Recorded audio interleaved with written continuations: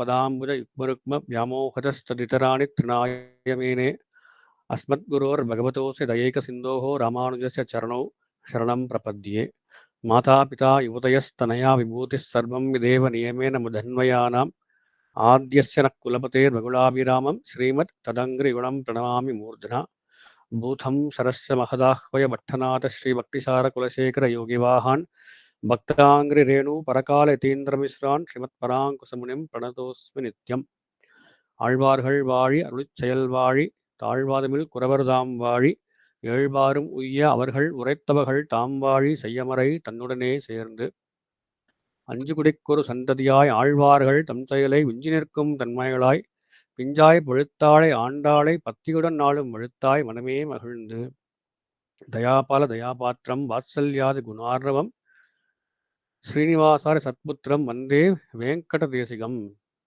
எல்லே இளங்களியே இன்னம் உறங்குதியோ செல்லன்றழையேன்மின் நங்கமீர் போதருகின்றேன் வல்லை உன் கட்டுரைகள் பண்டே உன் வாயறிதும் வல்லீர்கள் நீங்களே நானேதான் ஆயிடுக ஒல்ல நீ போதாய் உனக்கென்ன வேறுடையை எல்லாரும் போந்தாரோ போந்தார் போந்தென்னிக்கொள் வல்லானை கொன்றானை மாற்றாரை மாற்றழிக்க வல்லானை மாயனை பாடேலோரெம்பாவாய்.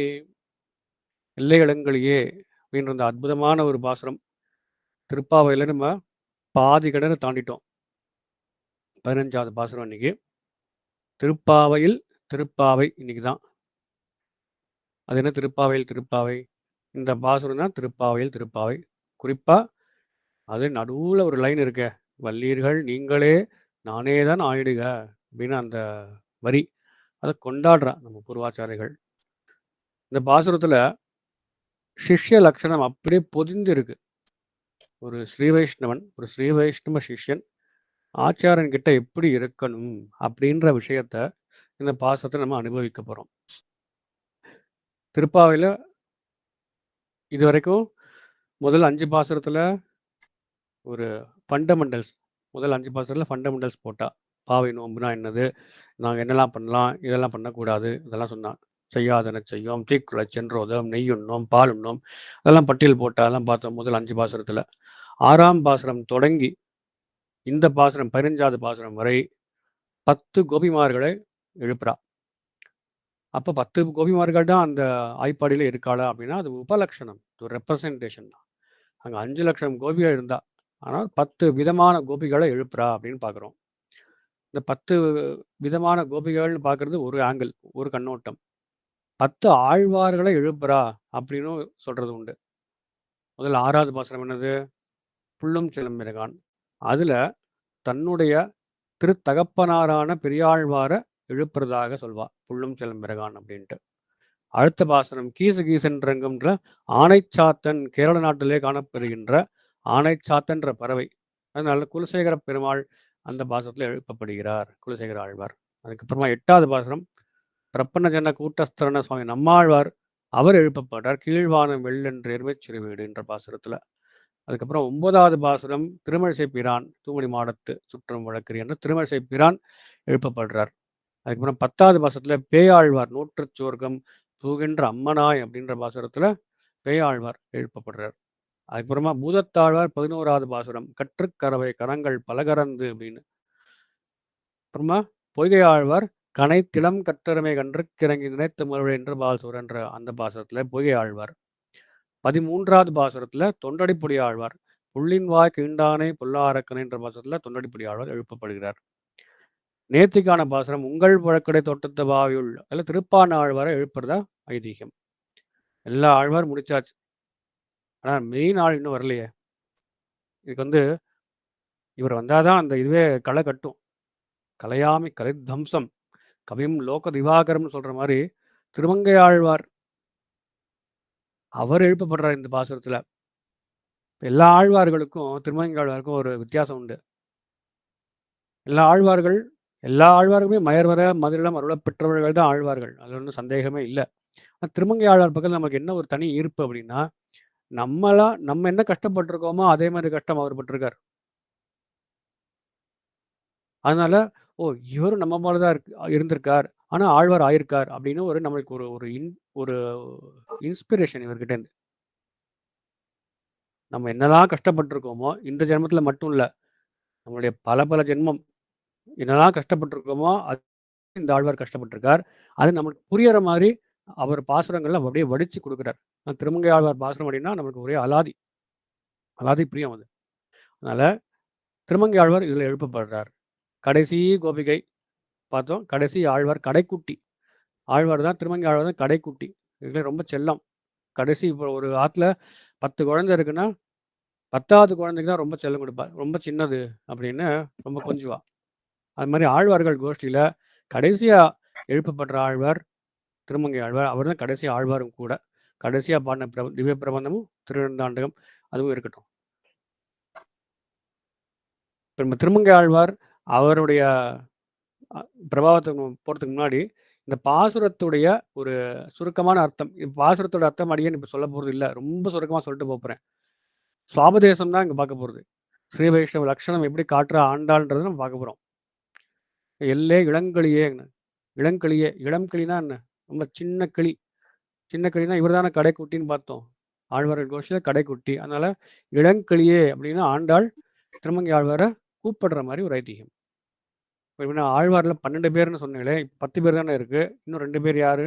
ஆண்டாளும், மதுரகவி ஆழ்வாரும். இவா 2 பேரும் சரமபர நிஷ்டையில இருக்கக்கூடிய ஆழ்வார்கள். அதாவது எங்களுக்கு பெருமாள் முக்கியம் கிடையாது. பெருமாளை காமிச்சு குடுத்த எங்க ஆச்சாரியர்கள் தான் முக்கியம்.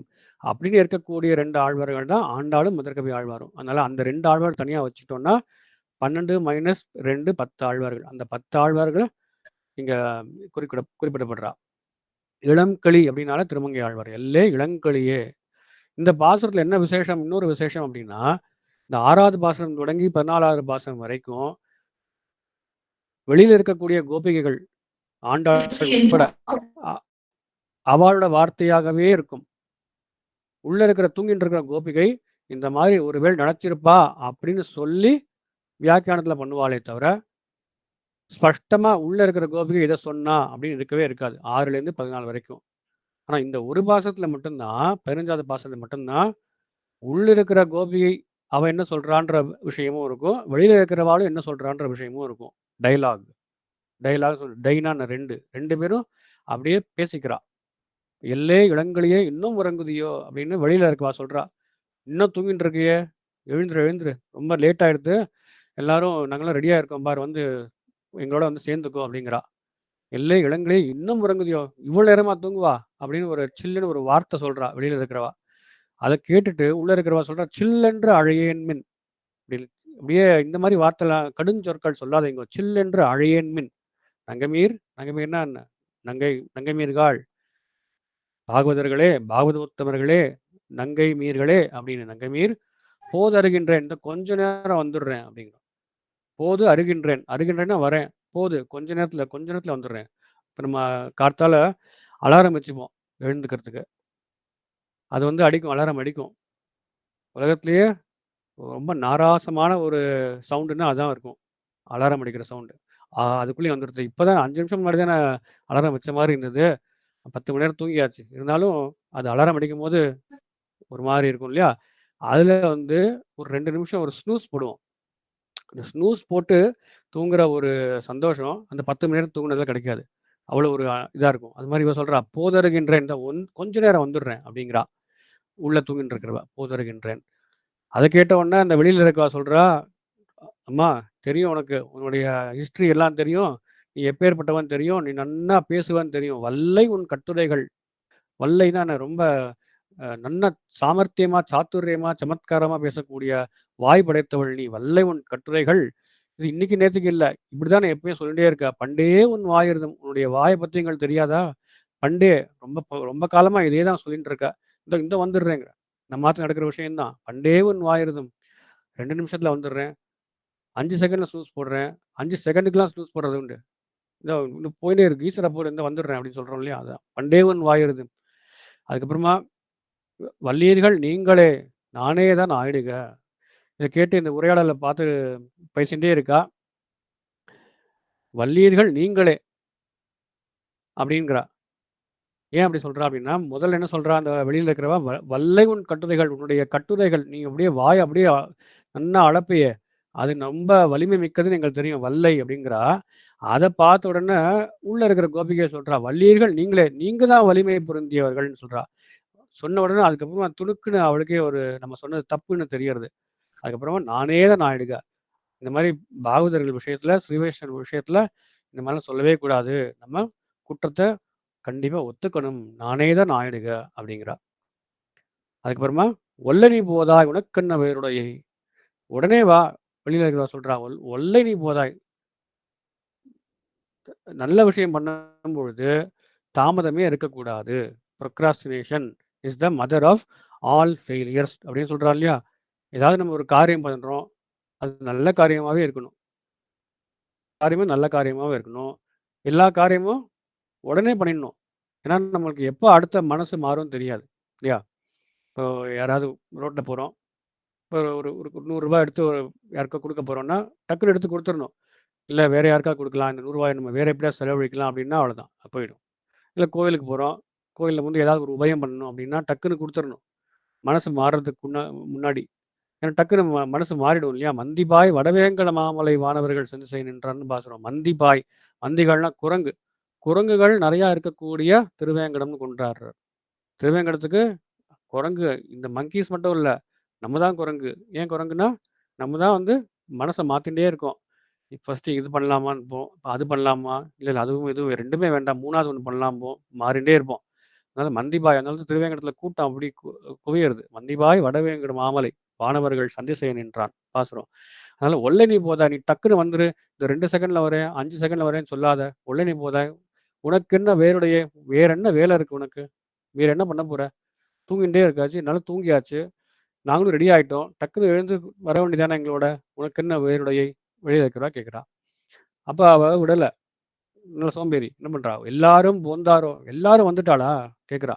எல்லாரும் வந்துட்டாளா? சும்மா பேசி, பேசி டயத்த கடத்துறா. "எல்லாரும் போந்தாரோ" எல்லாரும் வந்துட்டாளான்னு கேட்டோன்னே, "போந்தார் போந்தெண்ணிக்கொள்" எல்லாரும் வந்தாச்சு பாரு. நீ ஒருத்தி தான் வரல. எல்லாரும் வந்தாச்சு.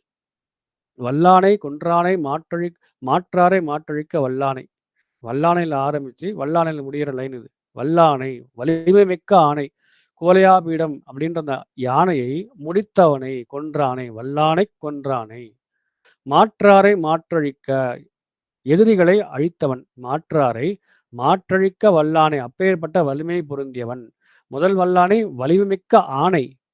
இங்க வந்து வல்லானைன்னா பெருமாளை குறிக்கிறது. நல்ல வலிமை பொருந்தியவன். மாற்றழிக்க வல்லானை, மாயனை பாடையிலோ ரொம்பவை. அப்பேற்பட்ட மாயனை எம்பெருமானை, கண்ணன் எம்பெருமானை நாங்க பாடப் போறோம். நீயும் வந்து கோஷ்டியில கலந்துக்கோ அப்படிங்கிறா. எல்லாரும் போந்தாரோ போந்தார் போந்தென்னிக்கொள்ன்னு கேட்கிறா இல்லையா? எல்லாரும் வந்துட்டாளா? அப்ப எதுக்கு கேட்கணும்? இந்த வெளியில இருக்கிறவ நெறைய பேர் ஏற்கனவே இருக்கா. எதுக்கு இந்த இவள மட்டும் விடாம வந்து கூப்பிடுறா? பரவால்ல ஒருத்தி தான, நம்ம பாட்டுல போயிடலாமே! அப்படின்னு போறது இல்லையே! அந்த பாகவத அனுபவம் பண்ணும்போது, ஒருத்தி கூட இருக்கக்கூடாது. எல்லாருமே வந்துரணுமா. ஒருத்தி கூட நான் மிஸ் அவுட், நான் ஆப்சென்ட்ன்னு சொல்லவே கூடாது. ஏன்னா, அவ வரல அப்படின்னா, அந்த இளங்கிளின்ற சொல்லப்படுற அந்த கோபிகை வரலன்னா, ஒரு குறை இருக்கும் அந்த கோஷ்டியில. என்ன குறை? இளங்கிளி வரவில்லை அப்படின்னு ஒரு குறை இருக்கும்ல. ஒரு ஒரு ஒரு கல்யாணம் ஒரு நடக்கிறது. இந்தியால கல்யாணம் நடக்கிறது. எல்லாரும் வந்துட்டா. ஒரு ஒரு அப்பா, அம்மாவுக்கு ஒரு 5 பிள்ளைகள் இருக்கா. 4 பிள்ளைகள் வந்தாச்சு. ஒரே ஒரு பிள்ளை மட்டும் வரல. வெளியூர்ல ஏதோ ஒரு வேலை நிமித்தமா வர முடியல. விசா பிரச்சனை இருக்கு. ஏதோ ஒண்ணு. அப்போ அதான் 4 பிள்ளை இருக்கு. 5ல 4 வந்தாச்சு. 80% 80% வந்துடுதே. அப்புறம் என்ன? அப்படின்னு யாராவது சொன்னா, 4 பேர் வந்தாலும், ஒருத்தன் வரலையே அப்படின்றத மட்டும் தான் அங்க பேசுவாளே தவிர, 4 பேர் வந்தத பெருசா பேசவே மாட்டா. பார்க்குறோமா இல்லையா? அதே மாதிரி தான். இந்த இளங்கிளின்னு சொல்லப்படுற அந்த கோபிகை வரலையே, அதனால இவாள்லாம் அவளையும் கூட்டிட்டு போணும் அப்படின்னு அப்படியே எழுப்புவாளாம். இது பாகவத லட்சணம் இது. ஸ்ரீ வைஷ்ணவா இருந்தா, "பரவால்ல சுவாமி, அவன் ஒருத்தன் தானே. நம்ம பாட்டுல போய் நம்ம பெருமாள் கோயிலுக்கு போயிட்டு வந்துடலாம்ன்னு" சொல்லவே கூடாது. எங்களுடைய சுவாமி சந்த சொல்லிக் குடுப்பார். அற்புதமா சந்த சொல்லிக் குடுப்பார் சுவாமி. அப்போ எங்க சாமி மாரி சந்த சொல்லிக் குடுக்கறதுக்கு இதுவரைக்கும் ஆளே கிடையாது. இனிமேலும் ஆளே கிடையாது. அடிச்சு சொல்லலாம். மெதுவா பொறுமையா சொல்லிக் குடுப்பார். அப்ப 2009, 2010 காலத்துல அப்பதான் ஞானசாரம், பிரமேயசாரம், ரகசிய சதுஷ்டயம் இதெல்லாம் ஆரம்பிச்சார். அப்ப சந்த குரூப்ல சேர்ந்து சில பேர் சேர்ந்தோம். நாங்க எல்லாம் சேர்ந்து சேர்ந்தோம். ஒரு நாளும் இந்த சுவாமி என்ன பண்ணுவார், இந்த பத்மினி மாமி வரலையா? என்னாச்சு பார்த்துன்னு வாங்கோ அப்படின்னு வெயிட் பண்ணுவார். மாலா மாமி வரலையா? பார்த்துன்னு வாங்கோ வெயிட் பண்ணுவார். எல்லாரும் வந்துட்டாளா? வந்தாச்சு. அப்புறம் அதுக்கப்புறம் தான் ஆரம்பிப்பார். ஆழ்வார் எம்பெருமான் அதியர் திருவேசனம் சொல்லி ஆரம்பிப்பார். இப்ப சுவாமி என்ன காட்டிக் குடுத்தாருன்னா, இதேதான். எல்லாரும் போந்தாரோ போந்தார் போந்து எண்ணிக்கொள். எல்லாரும் வந்தாச்சா? வந்தாச்சு சுவாமி. சண்டை ஆரம்பிக்கலாம் அப்படின்னு சொன்னதுக்கு அப்புறம் தான் சுவாமி ஆரம்பிப்பார். இல்ல அப்படின்னா வெயிட் பண்ணி, அவ வர வரைக்கும் வெயிட் பண்ணி, அவளுக்கு என்ன இதுவோ 5 நிமிஷம் ஆகுமா ஆகட்டும், 10 நிமிஷம் ஆகுமா ஆகட்டும். எல்லாரும் சேர்ந்து சொல்லலாம் அப்படின்னு எல்லாருக்கும் அந்த மாரி சொல்லிக் குடுத்தார் சுவாமி, எங்க சுவாமி. அதனால ஸ்ரீ வைஷ்ணவ லட்சணம்னா அப்படி ஆச்சாரியன்னா எப்படி இருக்கணும் அப்படி காமிச்சு குடுத்தாரு. எல்லாரும் போந்தாரா போந்தார் போந்து எண்ணிக்கொள். அதுக்கப்புறமா வல்லானை கொன்றானை மாற்றானை மாற்றழிக்க வல்லானை மாயனை பாடலூர் எம்பாவாய்ன்னு பாசுர அர்த்தம். இதுல வல்லீர்கள் நீங்களே நானித நாடுகன்னு பார்த்தோம் இல்லையா? இத வந்து ஒரு உயிரான வரி. இந்த பாசுரத்துக்கே உயிரான வரி மட்டுமல்ல, திருப்பாவை 30 பாசுரத்துக்கே உயிரான வரி தான். இந்த வரி செவிக்கும்போதே நம்ம எல்லாம் கை கூப்பிடணும். ஏன் அப்படின்னா, இத நம்ம ஃபாலோ பண்ணிட்டோம் அப்படின்னு சொல்லியாச்சுன்னா, நம்ம வாழ்க்கையில கஷ்டமே இருக்காது. நானே தான் நாயுடுக. நான் தான் எல்லாத்துக்கும் தப்பு. நான் தான் எல்லாத்துக்கும் காரணம் அப்படின்ற அந்த மனோபாவம் வந்துடுச்சுன்னா, பிரச்சனைகள் வரவே வராது. ஆனா இத பிராக்டிஸ் பண்றது ரொம்ப கஷ்டம். டக்குன்னு வந்துரவே வந்துராது. மெனக்கெடணும். ஆச்சாரியர் கிருபை இருந்தா தான் அது வரும். அது எப்படி நான் சொல்ல முடியும்? நான் தப்பே பண்ணல. சும்மா நான் எப்படி ஒத்துக்க முடியும் அப்படின்னா, "நீ ஒத்துக்க ஆரம்பி. அதுக்கப்புறம் உனக்கு எப்படி பிரச்சனைகள் விலகுறதுன்னு பாரு" அப்படின்னு ஆண்டாள் காமிச்சு குடுக்குறா. இதுக்கு ஸ்ரீராமாயணத்திலேருந்து ஒரு எடுத்துக்காட்டு. கைகேயி தசரதனிடத்தே வரம் வாங்கி 2 வரம் வாங்கி ராமன, லட்சுமணன, சீதா பிராட்டி எல்லாரும் காட்டுக்கு போயாச்சு. பரதர், சத்ருகனனுக்கு இது தெரியவே தெரியாது. வந்து பார்க்குறா, அயோத்தியால மரமே அப்படியே பட்டு போயிடுது. ராமன் இல்லைன்னா என்ன? மரத்துக்கு என்ன வேலை? பூவுக்கு என்ன வேலை? புஷ்பத்துக்கு என்ன வேலை? நதிக்கு என்ன வேலை? மலைக்கு என்ன வேலை? எதுக்குமே வேலை கிடையாது. ஏன் ராமன் இல்லைன்னா. எல்லாமே அப்படியே கருகி போயிடுது. அந்த மாரி இருக்கு. இப்ப சகுனமே சரியில்லையே அப்படின்னு பரதன் பார்க்குறான். பரதன் மாமாத்துலேருந்து வரான். அப்போ கைகேயி தன்னுடைய தாயான கைகேயி கிட்ட வந்து, "என்னம்மா இப்படி ஆயிடுச்சு?" அப்படின்னு கேட்ட உடனே அவ சொல்றா, "நான் உனக்கு ராஜ்யத்த வாங்கி வச்சிருக்கேன். நீ தான் இனிமே ராஜா" அப்படின்னு சொன்னோனே, அவனுக்கு அப்படியே விதிர்விர்த்து போறான் பரதன். "என்ன போய் ராஜான்னு சொல்லிட்டியே, அந்த வார்த்தை வந்து என்ன அப்படியே பாடுபடுத்துறது" அப்படிங்கிறான். "இந்த மாரி பாரத்த நான் தாங்கினதே கிடையாது" அப்படிங்கிறான். அப்ப என்ன ஆச்சுன்னோனே, எல்லாத்தையும் நடந்ததெல்லாம் சொல்றான். அதுக்கப்புறம் பரதன் சொல்றானா, இதுக்கெல்லாம் என்ன காரணம்னு யோசிச்சு பார்க்குறான் பரதன். முதல்ல அவன் சொல்றான், "இந்த மந்த்ரா இருக்காளே, கூனி, அவ தான் காரணம். அவ யார் அவ? இங்கேருந்தோ ஒரு நாட்டிலேருந்து கொண்டு வந்தா எங்க அம்மா கைகேயி. அவ நல்லா பாட்டு பாடுவா, மிமிக்ரி பண்ணுவா, நல்லா டான்ஸ் ஆடுவா, ஏதாவது ஒரு சேட்டைகள்லாம் பண்ணிட்டு இருப்பா. சரி நம்ம கூடுதலுக்கு ஒரு ஒத்தாசைக்கு இருக்கட்டுமேன்னு கூட்டிட்டு வந்தா இந்த கைகேயி. ஆனா அவ தான் வந்து ஸ்ரீராமாயணத்தையே மாத்தினவ. கூனி தான் மாத்தினவ. மந்த்ரத மாத்தினவ. அதனால இந்த மாரி இதுலேருந்து என்ன தெரியுதுன்னா, அவ எந்த எந்த இடத்துல இருக்கணுமோ அங்க வச்சுக்கணும் எல்லாரும். ரொம்ப உள்ள விட்டோம் அப்டின்னா, அது ஆபத்து தான் விளையும் அப்டின்றது பார்க்குறோம். கூனிய இவ கைகேயி என்ன பண்றா? சரியான இடத்துல வைக்கலன்னால இவ்வளோ ஆபத்து வந்தது. கூனிய கொண்டாடுறவாளும் உண்டு. நல்ல வேளை கூனி வந்தா. ராமனே கொண்டாடுறான். நல்ல வேளை கூனி வந்தா, மந்திரம் வந்தா, இந்த மாரி ஒரு வரத்த கைகேயி கேட்கிற மாரி தூண்டினா, அதனால நம்ம காட்டுக்கு போனோம். ரிஷிகள நம்ம ரட்சிச்சோம். எல்லாம் நல்லபடியா நடந்தது. நம்ம என்ன பிளான் பண்ணிட்டு வந்தோமோ நடக்க முடிஞ்சது. அந்த கூனிக்கு நான் எப்பயுமே கிருதஞதையோட இருப்பேன் அப்படின்னு ராமன் நினைக்கிறான் போலும். இருந்தாலும் பரதன் இப்ப என்ன சொல்றான், அந்த கூனி தான் காரணம், மந்திரம் தான் காரணம் அப்படின்னு சொல்லி ஃபர்ஸ்ட்டு யோசிச்சு பார்க்குறான். அதுக்கப்புறம் அவ ஏதோ ஒரு அரண்மனையில இருக்கக்கூடிய ஒரு ஆள். ஒரு சாதாரண ஒரு பெண்ணு. அவ சொல்லி இந்த கைகேயிக்கு எங்க போச்சு? எங்க அம்மா கைகேயிக்கு எங்க அறிவு போச்சு? அப்படின்னு அம்மா தான் காரணம். கைகேயி தான் காரணம் அப்படின்னு நொந்துக்கிறான் பரதன். ஆனா அவன் யோசிச்சு பார்க்குறான். பாவம் கைகேயி வந்து எப்பேர்ப்பட்டவ? ராமனுக்கு ரொம்ப பிடிச்ச அம்மா அப்படின்னா, கௌசல்யாவ விட, சுமித்திரைய விட கைகேயி தானாம். ஆனா ஒரு செகண்ட்ல அப்படியே கலங்கிட்டா. கலக்கப்பட்டுட்டான்னு சொல்லணும். மந்திரையால கலக்கப்பட்டுட்டா. அப்போ எல்லாமே நல்லபடியா இருந்தா கூட, ஒரு செகண்ட் போரும் கலக்கறதுக்கு. அதுதான் இங்க நடந்தது. இப்ப கைகேயியும் கலங்கப்பட்டுட்டா. அதனால கேட்ட வரம் தான் இது. சரி கைகேயி கேட்டுட்டா, எங்க அப்பா தசரதனுக்கு எங்க அறிவு போச்சு? அதெல்லாம் முடியாது.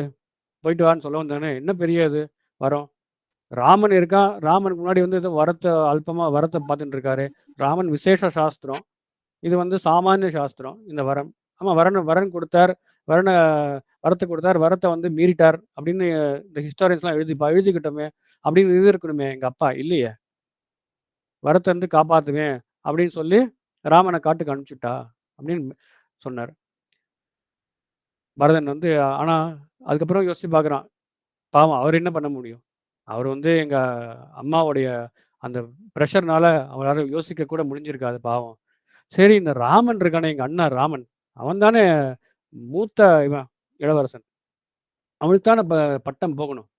அவன் சொல்லியிருக்கலாமே, "அப்பா நீ பண்றதுதான் தப்பு. நான்லாம் போக மாட்டேன். நான் எதுக்கு போணும்? நீ உன்னுடைய ஆத்துக்காரிக்கு ஏதோ வரத்த குடுத்த. அதுக்கு நான் தான் கிடைச்சேனா? நீங்க 2 பேரும் ஏதோ உங்களுக்கும் நடக்கிற சண்டையில ஏன் என் தலைய உருட்டுற?" அப்படின்னு ராமன் சொல்லியிருக்கலாமே. அப்படின்னா ராமன் எப்பயாவது சொல்லுவானா? இது நம்மள மாரி மக்கள் சொல்லக்கூடிய விஷயம். ராமன் ஒருபோதும் சொல்ல மாட்டான். அப்பா சொல்லியாச்சுன்னா, அடுத்த வேள கிளம்ப வேண்டியதான். "தந்தை சொல் மிக்க மந்திரம் இல்லை" அப்படின்னு கிளம்பிட்டான். அப்போ ராமன் மேலயும் தப்பு இல்ல. இப்ப 4 பேர் எடுத்தோம் இல்லையா? கூனி, மந்த்ரை அவன் மேல தப்பில்ல. கைகேயி மேல தப்பில்ல. தசரதன் மேல தப்பில்ல.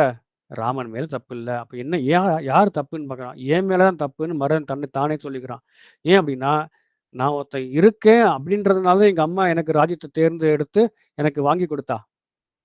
நானே பொறக்கல அப்படின்னா, இந்த ஒரு கஷ்டமே வந்திருக்காதே!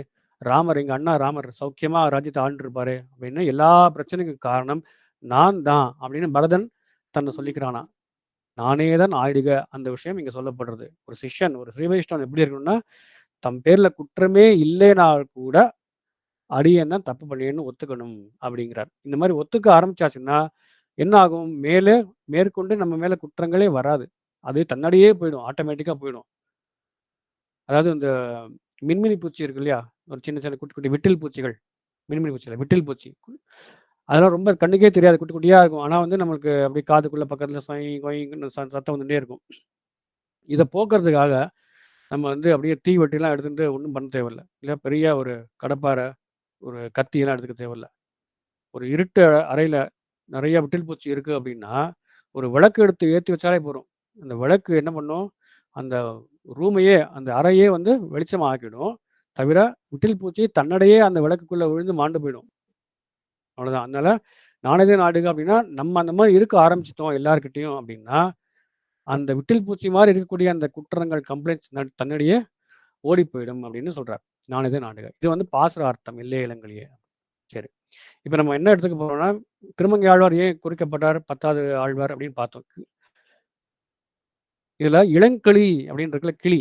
இந்த கிளிய வச்சு தான் நம்ம இன்னைக்கு பார்க்க போறோம். கிளின்னா என்னது? ஒரு பறவை எல்லாருக்கும் தெரிஞ்சது. கிளிய தெரியாதவன் இருக்கவே முடியாது. ஓகே. இப்போ நம்ம ஆச்சாரியர்கள பத்தி சொல்லும்பொழுது, அவாள பறவைகளுக்கு ஒப்பிடுவா. நம்ம பூர்வாச்சாரியர்கள். பறவைகள் பல வகைப்பட்டவை. கிளி இருக்கு, மயில் இருக்கு, நாரை இருக்கு, கொக்கு இருக்கு, வண்டு இருக்கு, தும்பி இருக்கு, அன்னம் இருக்கு, இதெல்லாம் இருக்கு. இந்த பறவைகள கேட்டகரைஸ் பண்றார். அழகிய மணவாள பெருமாள் நாயனார். ஒரு ஆச்சாரிகள். சில ஆச்சாரியர்கள் சில பறவையைப் போலே, சில ஆச்சாரிகள் வேற ஒரு பறவையைப் போலே அப்படின்னு எடுக்கிறார். அப்படி எடுக்கும் பொழுது, கிளிய பத்தி அழகிய மணவாள பெருமாள் நாயனார் என்ன சொல்றார் அப்படின்னு பார்க்க போறோம். ஏன் கிளிய பத்தி சொல்றேன் அப்படின்னா, இந்த பாசுரத்துல கிளி இருக்கு இல்லையா? அண்ட் சிஷ்ய லட்சணம் இந்த பாசுரத்த அப்படியே வடிச்சு வச்சிருக்கார் ஆண்டாள். அதனால கிளி எப்படி சிஷ்ய லட்சணத்த காட்டுறது அப்படின்னு தான் நம்ம இன்னைக்கு பார்க்க போறோம். கிளி என்ன பண்ணும்? கிளி வந்து சொல்றத சொல்லும். இது எல்லாருக்கும் தெரிஞ்சது. அது மட்டும் இல்ல. 10 விஷயம் எடுக்க போறோம். 10 விஷயத்த எடுத்து ஒண்ணும் அப்படின்னு ஒரு மியூட் போட்டுக்கோங்க. அப்படின்னு. கிளி வந்து காட்டக்கூடிய 10 விஷயங்கள் எடுத்து, அதுலேருந்து நம்ம என்ன கத்துக்கலாம்? ஸ்ரீ வைஷ்ணவ லட்சணம் என்ன கத்துக்கலாம்னு பார்க்க போறோம். அதான் இன்னைக்குடைய அஜெண்டா. ஆச்சாரிய ஹிருதயத்துல 153வது சூத்திரம். "கண்வலைப்படாதே" அப்படின்னு ஆரம்பிக்கக்கூடிய அந்த சூத்திரம். முதல்ல அந்த சூத்திரத்த படிச்சிருவோம், வாசிச்சுருவோம். அதுக்கப்புறமா அந்த 10 விஷயங்கள் என்ன அப்படின்னு நம்ம பார்க்கலாம். "கண்வலைப்படாதே, அகவலைப்பட்டு வளர்த்தெடுப்பார் கையிருந்து தயிர் நெய் அமர் பாலமுதுண்டு ஒருமிடராய் போற்றி ஒருவண்ணம் திருந்த நுவலாததுக்கு என்பழைக்கும் நீயலையே நல்லவன் துறப்பவென்னும் அவற்றுக்கு முகந்து சொல்லெடுத்துச் சோர்ந்தவாறே கற்பியா வைத்த மாற்றம் கைகூப்பி வணங்கப் பாடி ஆலியா அழையா பராபிமானத்திலே ஒதுங்கின நம்பிக்கன்பர் தலைமீது அடிப்பொடி உடையவர் உடையார் போல்வாரை கிளி பூவை குயில் மயில் என்னும். கிளி பூவை குயில் மயில் அப்படின்னு 4 பறவைகள் சொல்றா நாயனார் சொல்றார். சில ஆச்சாரியர்கள் இந்த மாதிரி பறவைகளைப் போலே. யார் அந்த ஆச்சாரியர்கள்னா நம்பிக்கன்பர். மதுரகவி தென்குருகூர் நம்பிக்கு அன்பர். தென்குருகூர் நம்பின்றது சுவாமி நம்மாழ்வாரை குறிக்கும். அந்த நம்மாழ்வாருக்கு அன்பர்.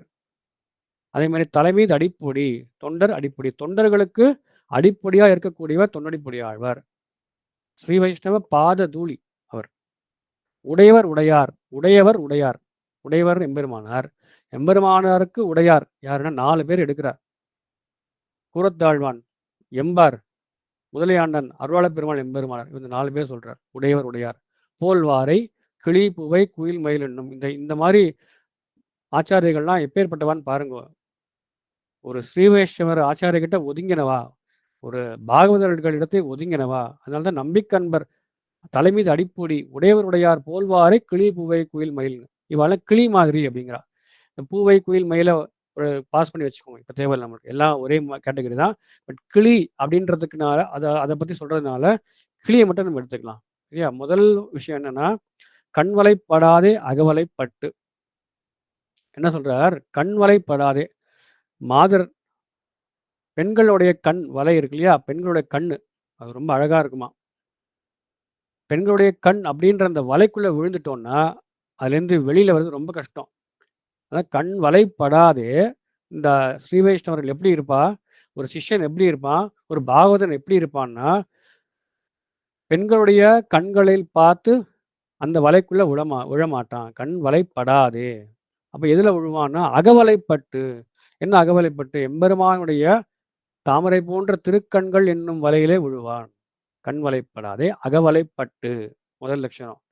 மாதரார் கயற்கண் என்னும் வலையுள் பட்டு என்று மாதர்களின் கண்களாகிற வலையிலே அகப்படாதே உன் தாமரை தடங்கண் விழிகளின் அகவலைப்படுப்பான் என்கிறபடியே எம்பெருமானுடைய திருக்கண் நோக்காகிற வலைக்குள்ளே அகப்படும் அவர்களாய் கிளி வலைப்படுமா போல என்க. இப்ப கிளியை வலைப்படுத்துறாள். கிளியை வந்து நம்ம ஒரு கூண்டில் வைக்கிறோம். கிளி எங்க வேணா தெரிஞ்சிருக்கலாம். ஆனா நல்ல ராசிக்கம் உள்ளவர்கள், நல்லா ரசிக்க தெரிஞ்சவா கிளியை வந்து அப்படியே பிடிச்சு கூண்டுல வச்சு அதுக்கு எல்லாம் ஊட்டுறா இல்லையா? அந்த மாதிரி அந்த கூண்டுன்றது எம்பெருமானுடைய திருக்கண்கள் அப்படின்னு அதுக்கு உவமை. எங்க வேணா திரிஞ்சிடலாம். கிளி காட்டுலயும் இருக்கும், எங்க வேணா போகலாமே இல்லையா? அங்கே ஒரு மரத்துல இருக்கும். திடீர்னு ஒரு வேடன் வருவான். வேடன் வந்து வில்ல விட்டா அவ்வளவுதான், முடிஞ்சு போயிடுது. அப்படி இல்லாம நல்ல ஒரு ஆத்துல ஒரு ஸ்ரீ வைஷ்ணவ கிரகத்துல அப்படியே வந்து கிளியை பேணி பாதுகாக்கிறான் அப்படின்னா அதுதானே அது வாழ்ச்சி. அதான் கிளிகள் வலைப்படுமா போலே கண் வலைப்படாதேன்னு பெண்களுடைய கண்ணுக்கு ஆழங்கால் பட்டு வலைப்படாமல் பெருமாள் என்னும் திருத்தாமரை கண்களுக்கு அந்த கண்ணில் வலைப்படுவர். அதுதான் அந்த ஸ்ரீ வைஷ்ணவர்கள் பண்ணக்கூடிய வேலை. அதனால கிளி போல இருக்கிறவா அப்படின்னு சொல்றது. 2வது விஷயம், இது முதல் விஷயம் கண் வலைப்பாடு அகவலைப்பட்டு. 2வது விஷயம் என்னன்னா வளர்த்தெடுப்பார் கையிருந்து. இந்த கிளி என்ன பண்ணுவா பாருங்க. கிளி முதலானவை வளர்த்தெடுப்பாருடைய கையிலே இருக்கவா போல. இப்ப பார்த்தா கையில வச்சுருப்பா. ஆண்டாள் பார்க்குறோம். ஆண்டாள் கிளினாலே நமக்கு ஆனந்தம். இன்னைக்கும் ஸ்ரீவில்லிபுத்தூர்ல போனோம்னா கிளி பண்றதுக்குன்னே ஒரு ஒரு குடும்பம் இருக்கு. கிளி என்னன்னா சாத்துவா. அந்த கிளி யாருக்காவது கிடைக்கும் அப்படின்னா அந்த கிளி கிடைச்சிருச்சுன்னா எல்லாருக்கும் ஒரு சந்தோஷம். ஆண்டாள் கையில சாத்தின கிளி நமக்கு வந்துருது அப்படின்ட்டு. அதனால கிளி அப்படின்னாலே நம்ம என்ன பண்றோம்? டக்குன்னு நம்ம என்ன கிளி கையில வச்சுட்டு இருப்போம் ஆண்டாள். வளர்த்தெடுப்பார் கையிருந்து கிளி முதலானவை வளர்த்தெடுப்பாருடைய கையிலே இருக்குமா போல. எப்ப பார்த்தாலும் கையில இருக்கு. இப்ப கிளி வந்து யாருக்கு ரெப்ரசன்டேட்டிவ்ங்க? சிஷ்யன். ஒரு சிஷ்யன் எப்படி இருக்கும் அப்படின்னா ஆச்சாரியன் பக்கத்திலேயே இருக்கணும். இன்னும் சொல்ல போனா ஆச்சாரியன் எப்பயுமே இந்த சிஷ்யன் என் கூட இருக்கணும்னு நினைக்கணும் அப்படின்றது. கிளி போல அப்படி பார்த்துக்கணுமா ஆச்சாரியன் சிஷ்யனை. அதான் கிளி முதலானவை வளர்த்தெடுப்பார் கையிலே இருக்குமா போலே. அதான் வளர்த்தெடுப்பார் கையிருந்துன்றதுக்கு வியாக்கியானம். வளர்த்ததனால் பயன்பெற்றேன் எடுத்தவன் கோலக்கிளியை கிளிகாள் மங்கைமார் முன்பெண் கையிருந்து என்கிற பாசுரங்களுக்கு சாபதேசமாக இட்டமான வளர்த்தெடுத்து போரும் ஆச்சாரிகளுக்கு விதேயராய். ஆச்சாரிகளுக்கு ரொம்ப வேண்டினவர் இந்த சிஷ்யர். ஒரு சிஷ்யன் எப்படி இருக்கும்னா, ஆச்சாரியன் வந்து, "எங்க இந்த இவன் எனக்கு இவன காணோமே! ஏன் எங்க என் சிஷ்யன்? இவன் இல்லாம என்னால இந்த உபன்யாசம் பண்ண முடியாது. இவன் இல்லாம என்னால அந்த ஊருக்கு முடியாது. இவன் இல்லாம என்னால மேற்கொண்டு காரியங்கள் பண்ண முடியாதுன்ற அளவுக்கு அபிமானம் இருக்கணுமா ஆச்சாரியனுக்கு சிஷ்யன் மேல. அந்த மாரி ஒரு கிளி போல இருக்கணும் அப்படின்னு இந்த இதுல காட்டுறார். கிளி. "வளர்த்திடுப்பார் கையிருந்து" அப்படின்ட்டு. அதுக்கு மேல தயிர் நெய்யமர் பாலமுதுண்டு. குயிர் பைதல்காள் தயிர் பழஞ்சோற்றோடு பால் அடிசிலும் தந்து கிளிகாள் நெய்யமரின் நடிசில் நிச்சல் பாலோடு மேவீரோ இந்நடிசிலோடு பாதமூட்டி எடுத்தேன் கோலக்கிளி என்கிற பாசுரங்களுக்கு சாபதேசமாக ஆச்சாரியர்கள் அனுபவிக்கும் அர்த்த விசேஷங்களை அனுபவிக்குமார்களாய் ஆச்சாரியர்கள் இந்த கிளியான சிஷ்யனை பக்கத்துல வச்சுட்டே இருப்பா. கிளிக்கு என்ன பண்ணுவா? கிளி வளர்க்க போய் பாருங்க.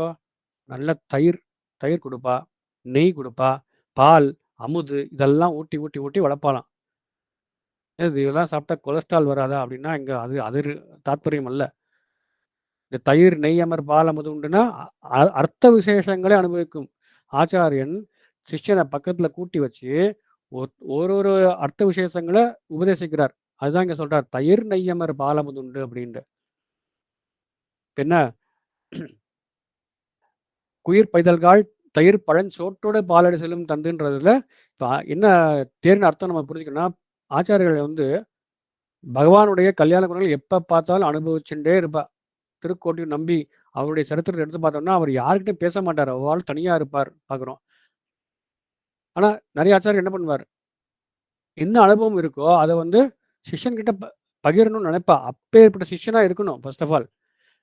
அப்ப இருக்கும்போது சிஷ்யன் என்ன பண்ணுவான்னா, "ஓ! ஆச்சாரியர் இன்னைக்கு இந்த அர்த்தத்த சாதிச்சார். அற்புதம், அற்புதம், அற்புதம்னு நம்ம சொல்லணுமா. ஆச்சாரியர்கள் அனுபவிக்கும் அர்த்த விசேஷங்களை அனுபவிக்குமவர்களாய், ஆச்சாரிய பிரசாதம் எல்லாமே. ஆச்சாரியன் வந்து, "இங்க வா, பக்கத்துல வா. இன்னைக்கு நான் உனக்கு ஸ்பெஷலா அர்த்தம் சொல்றேன்." அப்படின்னு சொல்லியாச்சுன்னா, அத விட ஒரு கிரேட் எதுவுமே கிடையாது. "சுவாமி அடியேனுக்கு ஒரு சந்தேகம் இருக்கு." அப்படின்னு சொல்லி, அதுக்கு ஆச்சாரியன் சுவாமி பதில் சொல்லணும். அது ஒண்ணு. ஓகே. ஆனா அதெல்லாம் தாண்டி, இன்னைக்கு என்னமோ எனக்கு ரொம்ப ஆனந்தமா இருக்கு. உனக்கு அர்த்த விசேஷத்த சொல்லணும் போல இருக்குன்னு சொல்லி, உட்கார வச்சு சொன்னாருன்னா, அது மாரி ஆனந்தம் இல்லவே இல்ல. பார்க்குறோம் இல்லையா? ஆச்சாரியன் அனுபவிக்கும் அர்த்த விசேஷங்களை அனுபவிக்கணும். ஆச்சாரிய பிரசாதம் தான். இதுக்கும் அடியேன் எடுக்கக்கூடிய உதாரணம் அஸ்மத் ஆச்சாரியன் தான். கோஷ்டி ஆகும். கோஷ்டியாகி பிரசாதங்கள் பெருமாள் அமுது செய்த பிரசாதங்கள பேர சொல்லி சொல்லி கூப்பிட்டு கூப்பிட்டு குடுப்பாரு. அவர் வந்து ஒரு வாய் எடுத்துப்பாரு. எடுத்துட்டு, "இங்க வா, நீ வா, ஒரு கோவிந்தா, கேசவா, நாராயணா" அப்படின்னு ஒரு சிஷ்யா இருக்கான்னு வச்சுக்கோங்க. "நாராயணா நீ வா, நீ கொஞ்சம் எடுத்துக்கோ, நீ எடுத்துக்கோ" குடுப்பாரு. கூப்பிட்டு கூப்பிட்டு பிரசாதிப்பார். அது அந்த ஆச்சாரியனுடைய ஏற்றம் அது. அந்த மாரி சிஷ்யனும் இருப்பான். அந்த மாரி சிஷ்யர்களா ஆக்கி வச்சவர் ஆச்சாரியர்கள். கிளி போல பார்த்துட்டு இருக்கா. ஆச்சாரியர்கள் அனுபவிக்கும் அர்த்த விசேஷங்களை அனுபவிக்குமார்களாய். தயிர் நையமர் பாலமது உண்டுன்றது 3வது விஷயம். 4வது விஷயம் ஒரு மிடராய். சொல்லிற்றே சொல்லும் கிளிப்பிள்ளைகள் போலே. கிளிக்கு என்ன விசேஷம்? சொ கிளிப்பிள்ளை போல சொன்னதே சொல்லிட்டு இருக்கேன்னு சொல்லுவா இல்லையா? என்ன சொன்னாலும் அப்படியே ரிப்பீட் பண்ணணும். முன்னோர் மொழிந்த முறை தப்பாமல் கேட்டு, பின்னோர்ந்து தான் அதனை பேசாதே அப்படின்னு சொல்றார். உபதேச சத்தமானில மணவாள மாமனிகள். முன்னோர் மொழிந்த முறை தப்பாமல் கேட்டு, ஆச்சாரியர்கள் என்ன சொல்றாளோ, அந்த அர்த்தத்த அப்படியே மனசுல கேட்டு, அதன்படி ஒழுகி நடக்குமவர்கள் ஸ்ரீ வைஷ்ணவர்கள். ஸ்ரீ வைஷ்ணவ சிஷ்யர்கள், பாகவதர்கள். முன்னோர் மொழிந்த முறை தப்பாமல் கேட்டு, பின்னோர்ந்து தாம் அதனை பேசும். அப்புறம் அது மட்டும் இல்லாம, தன்னெஞ்சில் தோற்றின்றே சொல்லி, இது சுத்த உபதேச வர வார்த்ததென்பர் மூர்க்கராவார் அப்படின்னு பாசுரத்துல சொல்றார் மாமுனிகள். உண்மையான பாகவதர்கள் எப்படி இருப்பான்னா, எங்க ஆச்சாரியன் இது எனக்கு சொல்லியிருக்கார். நான் அத அப்படியே திருப்பி சொல்லப் போறேன். நான் அத அப்படியே அனுஷ்டிக்க போறேன் அப்படின்னு இருக்கக்கூடியவா, உத்தம ஸ்ரீ வைஷ்ணவ லட்சணமுடைய பாகவதர்கள். அது இல்லாம, எங்க ஆச்சாரிகள் எனக்கு இது சொல்லல. ஆனா எனக்கு என்னமோ இதான் அர்த்தம் அப்படின்னு தோணுறது. இதுதான் எங்க ஆச்சாரியனும் சொல்லியிருப்பாரோ அப்படின்னு எனக்கு தோணுறது. இந்த மாரி ஒரு எட்டுக்கட்டி சொல்றது இருக்கு இல்லையா? அந்த மாரி இருக்கக்கூடிய மக்களுக்கு மாமனிகள் வந்து ஒரு பேர் கொடுத்தாரு. மூர்க்கர் அப்படின்னு. சரி ஃபர்ஸ்ட்டு உனக்கு என்ன அர்த்தம் தோணுதோ நீயே சொல்லிக்கோ. அது தப்பு தான். நீயே உன் அர்த்தத்துல உனக்கு மைண்ட்ல என்ன நினைச்சிருக்கோ, அத நீ சொல்லக்கூடாது. நம்ம இதுல காப்பி ரைட் அப்படின்னு சொல்றோமே. காப்பி ரைட்னா என்னது? யாராவது ஒரு பொருள், ஒரு இன்வென்ஷன கண்டுபிடிச்சாச்சு. அத நம்ம யூஸ் பண்ணணும்னா காப்பிரைட் வாங்கிக்கணும். ஏன்? சினிமா இருக்கு. ஒரு படத்த எடுக்குறான். ஹிந்தியில ஒரு படம் வருது. அத அப்படியே தமிழ்ல பண்ணணும்னா, அதுக்கு நம்ம காப்பிரைட் பெர்மிஷன் வாங்கி தான் பண்ண முடியும். இல்லன்னா பண்ண முடியாது.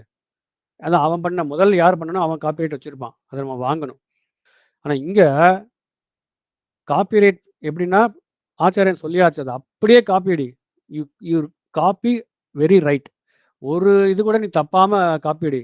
அப்படி அடிச்சா என்ன ஆகும்? ஆச்சாரியன் உகப்பான். இந்த ஒரு விஷயத்த தான் காப்பி அடிக்கிறது அக்செப்டட்.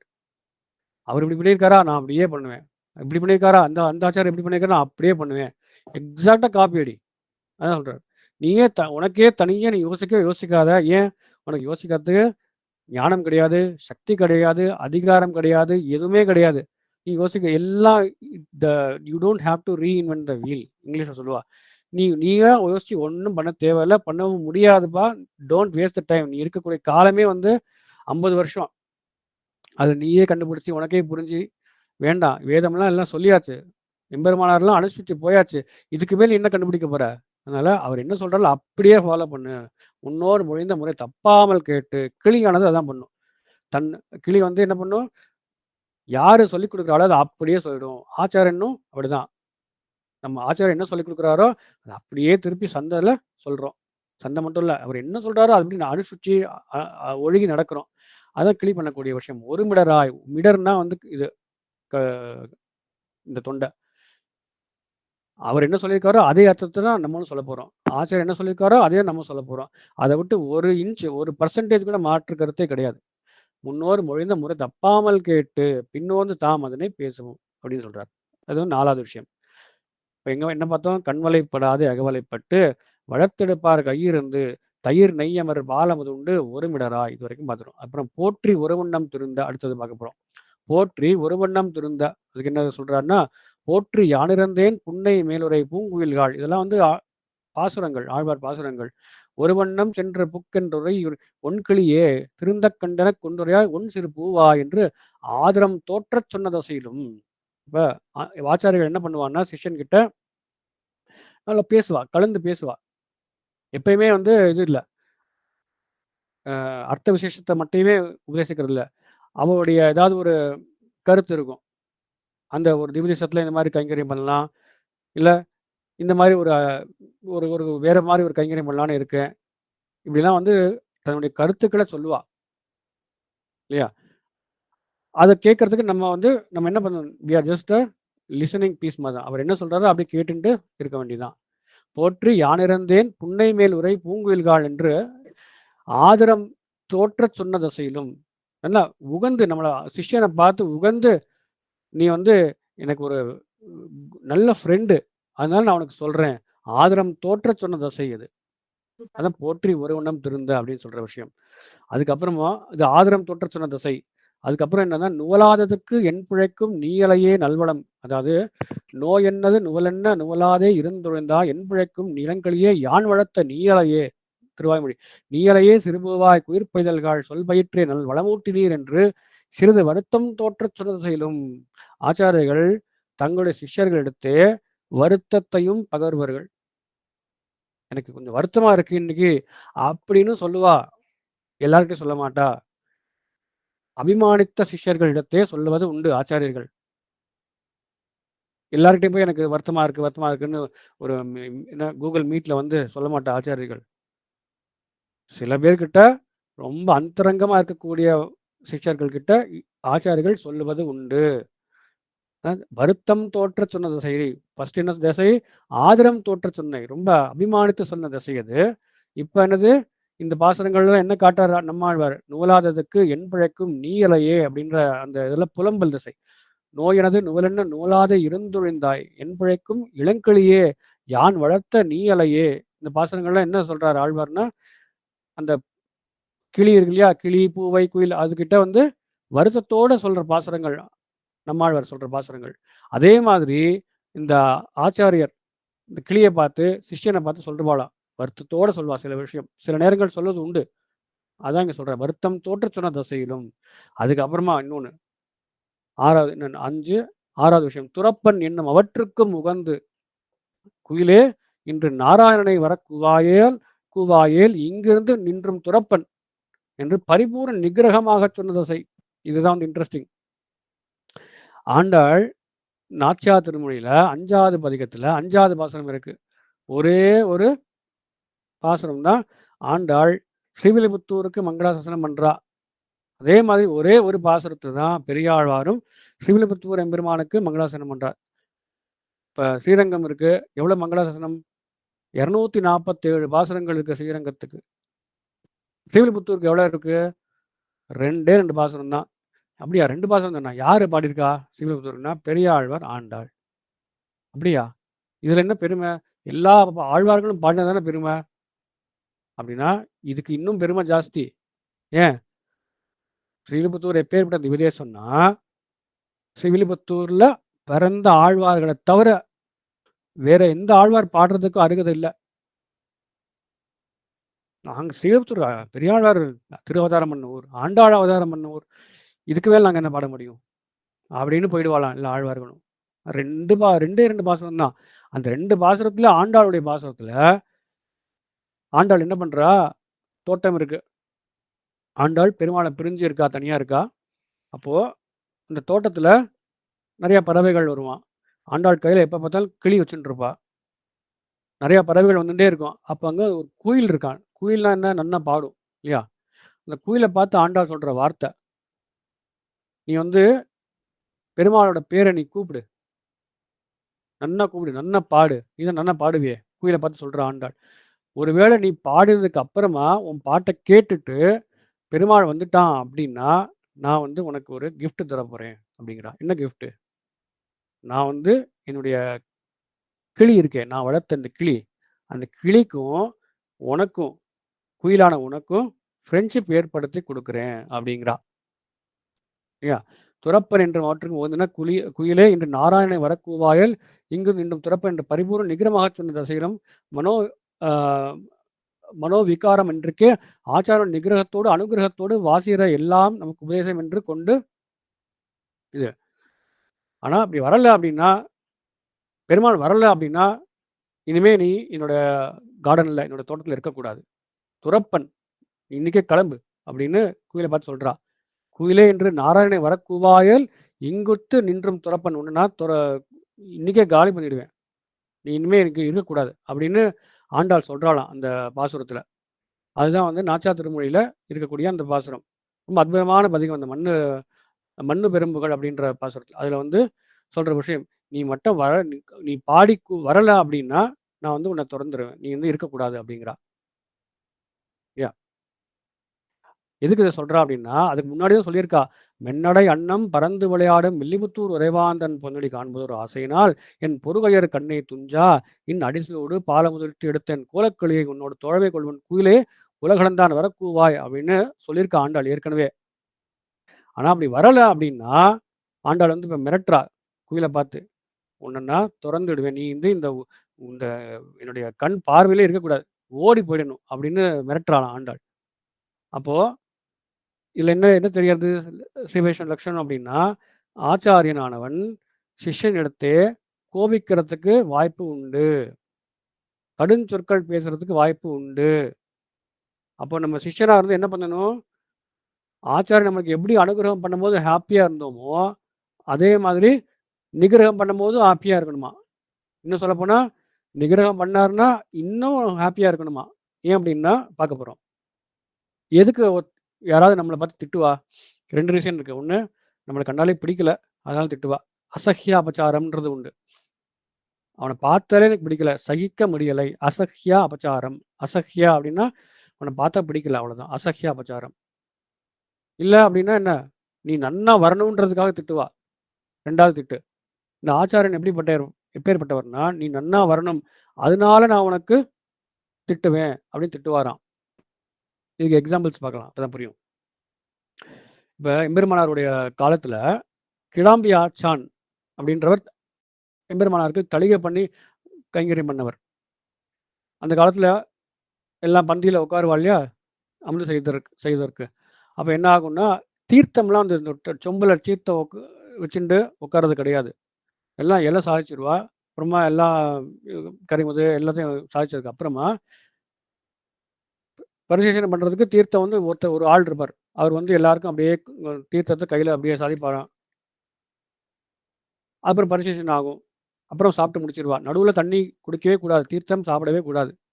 கடைசியில் எல்லாம் முடிச்சதுக்கு அப்புறமா தீர்த்தம் சாப்பிடணுமா. டம்ளரே இல்லையே, சொம்பே இல்லையே அப்படின்னா தீர்த்தத்தை ஒருத்தர் வந்து வாயில் வந்து விடுவாராம். இப்போ நம்ம வாயை திறக்கணும், அவர் வந்து விடுவாராம், வாயை விடுவாராம், வாயில் தீர்த்தத்தை அப்படியே விடுவாராம்.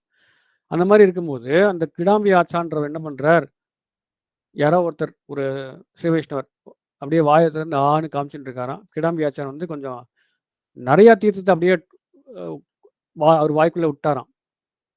அதனால அவருக்கு வந்து இருமல், விக்கல், புறையேறி அதெல்லாம் வந்துருத்தான். அவருக்கு கஷ்டப்படுறார் அந்த பாகவதர், யார் வந்து தீர்த்தம் சாப்பிட்றாரோ. இதை பார்த்துட்டே இருக்கார் எம்பெருமானார். பார்த்த உடனே கோவம் வந்துடுது எம்பெருமானாருக்கு. ஒரு ஸ்ரீ வைஷ்ணவன் கஷ்டப்படுறான்னு கோவம் வந்துடுது. அதனால ஓடி போய் என்ன பண்ணார், உடோய் அப்படிங்கிறார். உடோய்னா டேய் அப்படின்னு சொல்கிறோம்ல, அது மாதிரி உடோய் அப்படின்னு அவருடைய முதுகில் அப்படியே ஒரு அடி வச்சாராம் கிடாம்பி ஆச்சான். அதை பார்த்து யாருக்காவது என்ன தோணியிருக்கோம், ஏன் அவர் இப்படி என்ன போட்டு அடிக்கிறார், என்னமோ ராமானுஜருங்கிறார், எம்பெருமானாருங்கிறார், பெரிய ஆச்சாரியனுங்கிறார், இந்த மாதிரி ஒரு சாதாரண சின்ன தப்பு பண்ணதுக்கெல்லாம் என்ன போட்டு அடிக்கிறாரு அப்படின்னு ஈஸியாக நம்ம டிஸ்மிஸ் பண்ணிட்டு போயிருப்போம். ஆனால் அந்த கிடாம்பி ஆச்சான் என்ன பண்ணுறார், அப்படியே சாஷ்டாங்க உண்டு சேவிக்கிறாராம்.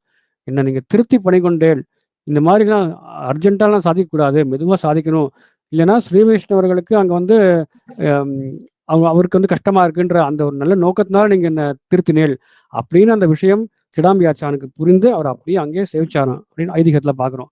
அப்போ ஆச்சாரனுடைய அனுகிரகம் மட்டும் நம்மளுக்கு இது இல்லை, கொள்ளத்தக்கது அல்ல, நிகிரகமும் கொள்ளத்தக்கது. ஆச்சாரியன் கடும் சொற்கள் சொல்வார், இன்னும் திருவை பண்ணவே இல்லையா, மனப்பாடம் பண்ணவே இல்லையா அப்படின்னு எல்லாரும் முன்னாடி கேட்பா. அதை பார்த்து நம்ம ஒண்ணுமே சொல்லக்கூடாது, ஒன்றும் அப்படியே என்ன ஷேம் ஆகக்கூடாது. நம்மளுக்கு ஷேமாத்துக்கு ஒன்றுமே கிடையாது. அப்படி கேட்டால் தான் புத்தி வரும், நம்ம எல்லாம் பண்ணுவோம். ஒரு 10 பேர் நடுவில், ஒரு 100 பேர் நடுவில் கேட்டால் தான் வந்து சொல்லுன்னு உரைக்கும். அதனால ஆச்சாரியன் அப்படி கேட்பார், சிஷ்யனை நன்னா கொண்டு வரத்துக்கு தான் கேட்பார், வேற எதுவுமே இல்லை. பக்குவம்னு ஒன்று உண்டு, பரிபக்குவம்னு ஒன்று உண்டு. பக்குவம்னா இப்போ தெளிவு பண்ணுறோம், ஓகே ஓரளவுக்கு பக்குவமாக நம்ம எடுத்து ஆஃப் பண்ணிடலாம் அப்படின்னு இருப்போம். ஆனால் சில இதெல்லாம் சரியாக வந்திருக்காது.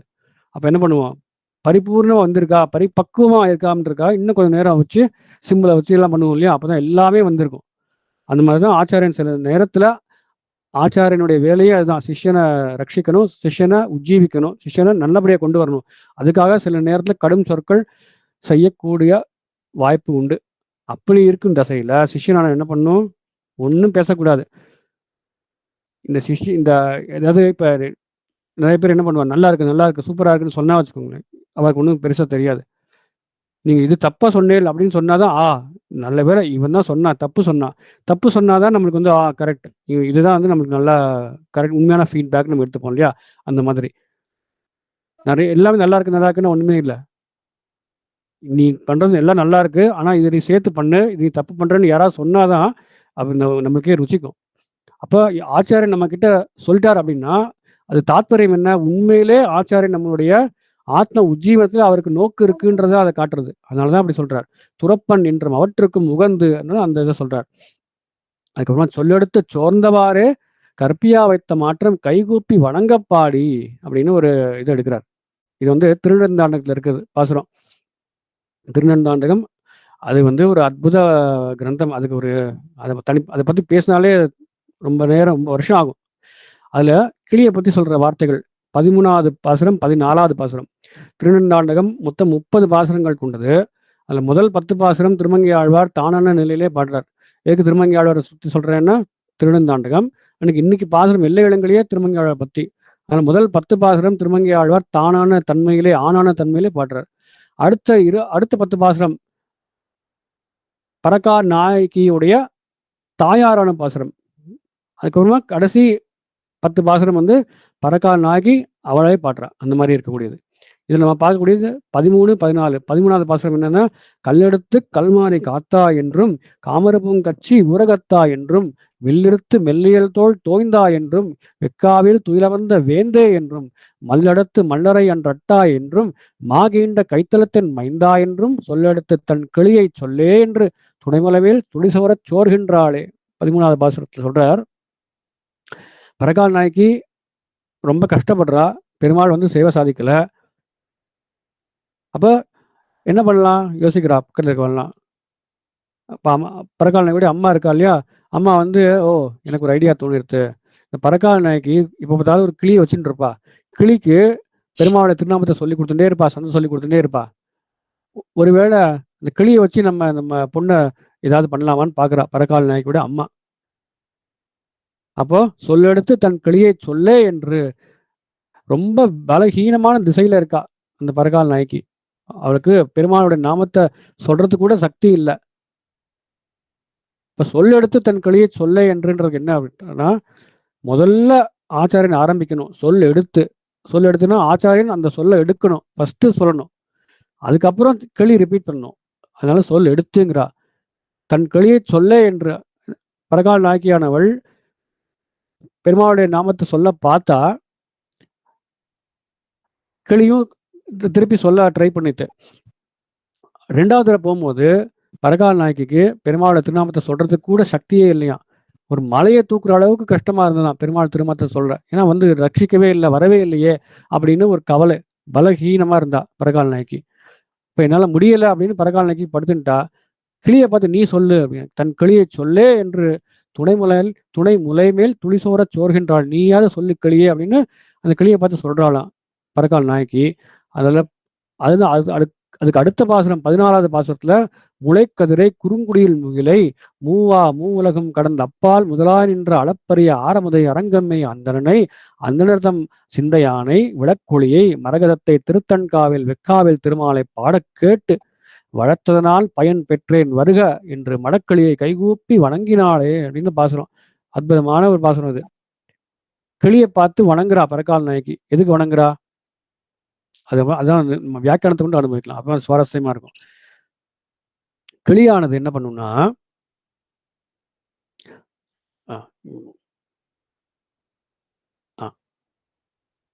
வளர்த்ததனால் பயன் பெற்றேன். இது என்ன யாரோட வார்த்தை? வளர்த்ததனால் பயன் பெற்றேன். இக்கிளியே நான் உன்னை வளர்த்திருக்கேன். அதனால அந்த வளர்த்ததுனால நான் இன்னைக்கு தான் ஃபுல் பயனை பெற்றிருக்கேன். வளர்த்ததனால் பயன் பெற்றேன்னு பரகால் நாயகி தன் கிளியை பார்த்து சொல்றாளாம். இக்கிளி சொன்ன திருநாமம் தன்னை தரிக்க வைத்ததாகையாலே உன்னை வளர்த்த பயனை பெற்றேன் என்கிறாள் பரகால் நாயகி. ஆபத்துக்கு நண்பனாய் இருப்பவன் என்னை மயங்கச் செய்து ஆபத்தை விளைத்து போனான். பெருமாள் ஆபத்து காலத்துல ரட்சிப்பான்னு நம்ம பார்க்குறோம் பெருமாள். ஆனா அவனே இப்ப ஆபத்தா வந்துட்டான். ஏன் அவன் வரலையே? அதான் ஆபத்து. ஆபத்துக்கு நண்பனாய் இருப்பவன் என்னை மயங்கச் செய்து ஆபத்தை விளைத்து போனான். அவனே வந்து ஆபத்துக்கு காரணமாயிட்டான். ஆனா நீ என்ன பண்ண? அந்த நிலையிலும் ஆபத்துக்கு நண்பனாய் இருந்து நீ உதவப் பெற்றேனே. நான் மயங்கி விழுந்துட்டேன். அந்த காலத்துல யார் என்ன தரிக்க பண்ணது? நீதான் கிளியே அப்படிங்கிறா. வருக வருகன்னு கூப்பிடுறா. வருக என்று கிளி அருகிலேயே இருக்கும்போது, கிளி பக்கத்திலேயே இருக்கு. அப்புறம் என்ன வருக? இன்னும் வருகன்னா எங்கேயோ இருந்து வருதுன்னா வருகன்னு சொல்ல முடியும். கிளி அருகிலேயே இருக்கும்போது, அதை வருக என்று கூப்பிட வேண்டுமோ? எனில் கிளி இவளுடைய முன்கையிலே இருந்த போதிலும், உவப்பின் மிகுதியாலே முன்கை 30 காத தூரமாய் தோற்றி. அவ்வளவு ஆனந்தமா இருக்கா இந்த பரகால் நாயகி. கிளி நம்ம சொன்னத அப்படியே சொல்லிடுத்து. ஆச்சாரியன் வந்து எப்ப ஆனந்தம் நம்ம சொன்னத அப்படியே சொல்லிட்டானே சிஷ்யன் அப்படின்னு ஆனந்த கூத்தாடுவாராம் ஆச்சாரியன். ஆச்சாரியர்களுக்கு அது ஒரு குவாலிட்டி உண்டு. அதே மாரி இந்த பரகால் நாயகி தான் இப்ப ஆச்சாரிய ஸ்தானம். கிளி வந்து சிஷ்யஸ்தானம். அந்த ஆனந்தத்துல பக்கத்துல இருக்கிற கிளி கூட கண்ணுக்கு தெரியலையாம். ஏதோ ரொம்ப தூரத்துல இருக்க மாரி இருக்காம். அவ்வளோ ஆனந்தமா. அதனால தான் வருகன்னு கூப்பிடுறாளாம். கிளி இவளுடைய முன்கையிலே இருந்த போதிலும் முகப்பின் மிகுதியாலே முன்கை 30 காத தூரமாய் தோற்றி அதை வருக என்று வரவேற்கிறாள்னு பார்க்குறோம். அப்புறம் மடக்கிளி. மடக்கிளின்னா என்ன? வெட்கத்தை உடைய கிளி. வெட்கமுற்ற கிளி என்றோ, இவளுக்கு அடங்கிய கிளி என்றோ பொருள் கொள்ளலாம். ரொம்ப வெட்கத்தோடு இருக்க கிளி. 2மே பார்ப்போம். ரொம்ப சுவாரஸ்யம் இது. இவ்விரண்டு பொருள்களும் இனி முறையே விளக்கப்படுகின்றன. அதாவது நாம் இவளுக்கு இயல்பான சீடனாய் இருந்து நம் சுரூபத்துக்கு தகுந்த கைங்கரத்தை பண்ணி இருக்கும் போது வளர்த்ததுக்கு பயனாக இதை சொல்லுவது என்று கிளி வெட்கமுற்று இருந்தது என்பது முதற் பொருள். கிளி பார்த்ததான் என்னுடைய வேலையே வந்து என்னுடைய மாஸ்டர் கிட்ட அடிமையா இருக்கிறது தான். என்னோட மாஸ்டரை நான் நல்லா பார்த்துக்கணும். அவ்வளோதான். இதுதான் என்னுடைய வேலையே. இதை நான் என்னோட கடமை தானே பண்ணினேன். இதுக்கு போய் என்ன வருக என்றுலாம் சொல்றாளே என்னுடைய மாஸ்டர் பரகால் நாயகி அப்படின்னு ரொம்ப வெட்கத்தோட இருந்துதான். அதான் மடக்கிளிங்கிற வெட்கமுற்ற கிளி என்று சொல்றாளாம் ஃபர்ஸ்ட். அது எப்படின்னா, ஸ்ரீராமாயணத்துல அது எல்லாத்துக்கும் ஸ்ரீராமாயணம் தான் மேற்கோள். ஸ்ரீராமாயணத்துல எடுக்கிறார். ஹனுமார் சீதா பிராட்டிய பார்த்துட்டு வந்துட்டார் இல்லையா? அப்போ ராமன் வந்து போற புலிய கொண்டாடுறான். "நீ வந்து என்ன வேலை பண்ணியிருக்க தெரியுமா? நீ தான் சீதா பிராட்டிய பார்த்துன்னு வந்து எனக்கு வந்து நீ சொல்லியிருக்க." அப்படின்னு சொல்றாராம் ராமன். அதனால கொண்டாடுறாரு அனுமார ராமன் கொண்டாடுறார். ரகுகுலத்தில் தோன்றிய நானும், ரகுகுலமும், பேராற்றலுடைய லக்ஷ்மணனும் சீதையை கண்டு வந்து கூறியதன் காரணமாக கைமாறு கருதாத உனது இந்த அறச்செயல் இன்று காப்பாற்றப்பட்டோம். அறச்செயலால் இன்று காப்பாற்றப்பட்டோம். ராமன் சொல்றான், "அனுமாரே, உன்னால தான் நாங்க காப்பாற்றப்பட்டோம்." அப்படிங்கிறார். இந்த இடத்துல ராமர் வந்து ஆச்சாரியன், ஹனுமார் சிஷ்யர். அப்ப அனுமார் பார்க்குறார், என்னது என்னுடைய வேலை தானே, நான் வந்து ராமதாசன், சீதாராமதாசன். என்னுடைய வேலை செய்யறதுக்கு இப்படி போற புலியை கொண்டாடுறாரு என்ன ராமர் அப்படின்னு பார்க்குறாராம். தன் சொரூபத்துக்கு தக்கபடி செய்த கைங்கரியத்தை ஸ்ரீ ராமபிரான் பெரிய உபகாரமாக கொண்டாடினான் என்றோ அப்படிங்கிறார். இன்னொரு அர்த்தம் என்ன மடக்கிளிக்கு? அடங்கி இருத்தல், நம்ம அடங்கி இருக்கிறது என்று இரண்டாவது பொருள் கொள்ளும்போது இவர் கொண்டாடியுடன் கிளியானது தன்னுடைய சேஷத்துவம் வெளிப்படும்படி அப்படிங்கிறார். அது என்னன்னா, மரத்தின் அடியில் மகிழ்ச்சி அற்று, இது வந்து சுந்தரகாண்டத்துல போகணும். இப்ப மரத்து சீதாபுரட்டு எங்க இருக்கா? ஒரு மரத்துக்கு அடியில இருக்கா. மரத்தின் அடியில் மகிழ்ச்சி அற்று அரக்கியரால் சூழப்பட்டுள்ள சீதையை அணுகி தண்டனிட்டு அசையாமல் உடல் குறுகி அருகில் சென்று தன் பெயரைச் சொல்லி வணங்கி நின்றான். ராமனது வெற்றியை சீதையிடம் அறிவிக்கச் சென்ற அனுமன் செயல் என்று அனுமன் பிராட்டிடம் முன்னே அடங்கி ஒடுங்கி நின்றது போல் நின்றது என்ற கருத்து. எப்படி? பெரும இது சிறிய திருவடி அனுமார் எப்படி இருக்காருன்னா, சீதா பிராட்டி எப்படி இருக்காரு? அதுக்கு முன்னாடி வந்து பெரிய ரூபத்தோட எல்லா வேலைகள்லாம் பண்ணார் பார்த்தோம்.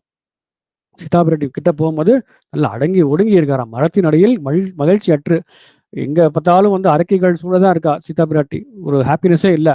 சூழப்பட்டுள்ள சீதா பிராட்டி அணுகி என்ன பண்ற அனுமார்? தண்டனிட்டு, நல்லா சாஷ்டாங்கமா தண்டனிட்டு அசையாமல், அசையவே இல்லை, உடல் குறுகி, குறுக்கிற உடலை குறுக்கி அருகில் சென்று தன் பெயரை சொல்லி வணங்கி, நான் தான் ராமதாசன் சொல்லி வணங்கி தன் பெயரை சொல்லி வணங்கி நின்றான்.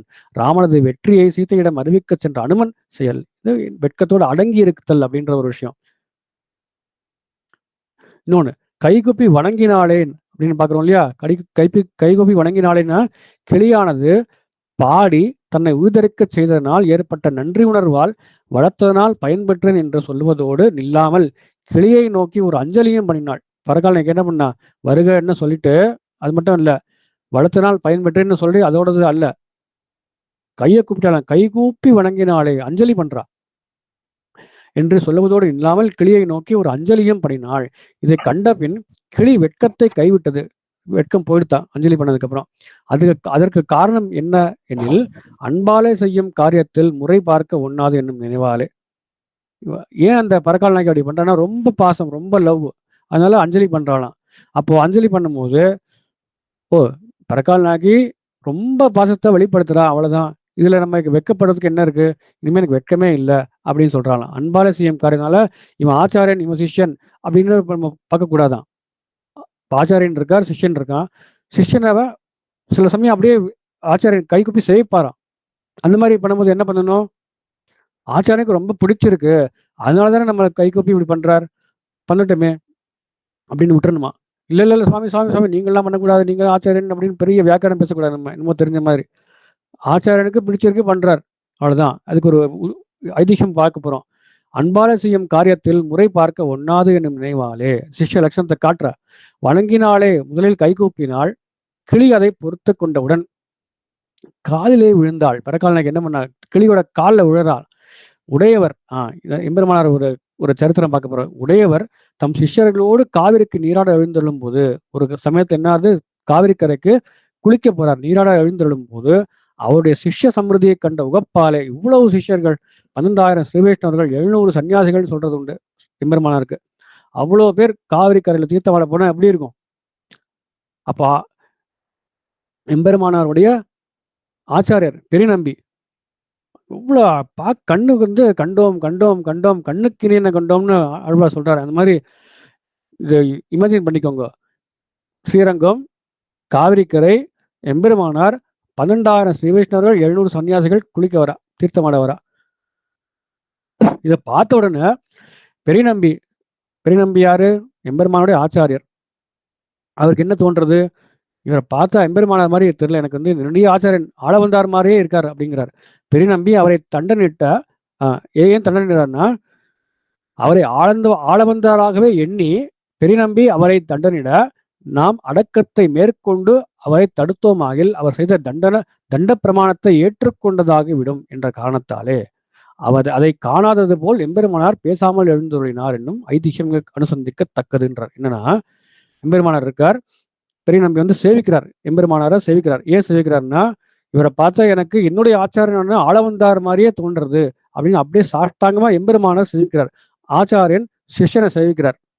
அப்ப என்ன பண்ணும்? சுவாமி சுவாமி சுவாமி பெரியநம்பி சுவாமி, நீங்க எழுந்துக்கோங்க, யாரை சேவிக்கிறேன்னு பாருங்க, நான் ராமானுஜன் உங்க சிஷ்யன் அப்படின்லாம் எந்த வார்த்தையும் சொல்லவே இல்லை.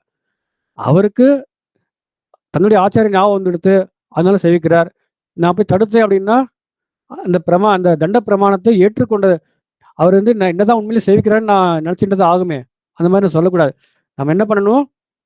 அதை காணாதது போல் எம்பெருமானார் பேசாமல் எழுந்துள்ளார் அப்படின்னு இருந்தார். அது மாதிரி கிளி என்ன பண்றது? ஆச்சாரியன் இந்த மாதிரி பண்ணினார், பரகால இதுன்னு ஆச்சாரியன் நீங்க அந்த மாதிரி பண்ணும்போது அது ஒண்ணுமே சொல்லலையா, ஓகே அப்படின்னு வெட்கத்தை விட்டு ஹாப்பியா இருந்ததுதான். இது வந்து எப்பயாவது நடக்கும். ஆச்சாரியன் நம்ம கிட்ட இந்த மாதிரி பண்ணினார் அப்படின்னா நம்ம வந்து சுவாமி சுவாமி சுவாமி நீங்கள்லாம் இது பண்ணக்கூடாதுன்னு சொல்லவே கூடாது. ஆச்சாரனுடைய பிரீத்தி தான் நம்ம காரணம், நம்மளுக்கு முக்கியம். நம்ம கைங்கரியம்னா என்னது? ஆச்சாரியனுக்கு ஏதோ பிரீத்தியை கொடுக்க போறது, அதுக்கு தான் கைங்கரியம்னு பேரு. ஆச்சாரியன் நம்மளை பார்த்து ஏதோ கை கூப்பிடணும்னு அவருக்கு ஆசை இருக்கு, இல்லை கால் தொடரணும்னு ஆசை இருக்கு அப்படின் போது நம்ம என்ன பண்ணணும்? கஷ்டப்பட்டு நம்ம அந்த வைராகியத்தை வளர்த்துக்கணும். அவருக்கு அது சந்தோஷத்தை ஏற்படுத்துறது, அவர் என்னென்ன பண்ணிக்கிட்டோம் அப்படின்னு இருக்கணுமா இல்லையா? அதான் அங்கே சொல்ற விஷயம். இந்த திருப்பி பேக் டு இது வருவோம். சொல்லெடுத்து சோர்ந்தவாறே கற்பியா வைத்த மாற்றம் கைகூப்பி வழங்க பாடின்ற விஷயத்துல இதுதான் சொல்றார். அதுக்கப்புறமா ஆலியா அழையா அரங்காவென்று என்கிறபடியே, ஆலியா அழையான்றது இல்லையா, ஆலியா அழையா அரங்காவென்று என்கிறபடியே மயில்கள் ஆலித்தல் அழைத்தல் செய்யுமா போலே அரங்காவென்று சொல்லி ஆலித்தலும் அழைத்தலும் செய்யுமாவர்களா. எப்ப பார்த்தாலும் பெருமாளுடைய பேரை ஆச்சாரன் எப்படி சொல்லி கொடுத்திருக்காரோ அதே ரீதியில எல்லாம் சொல்லுவானாம். அதான் ஆலியா அழையா என்று என்கிறபடி மயில்கள் ஆலித்தல் அழைத்தல் கூட்டுண்டே இருப்பா.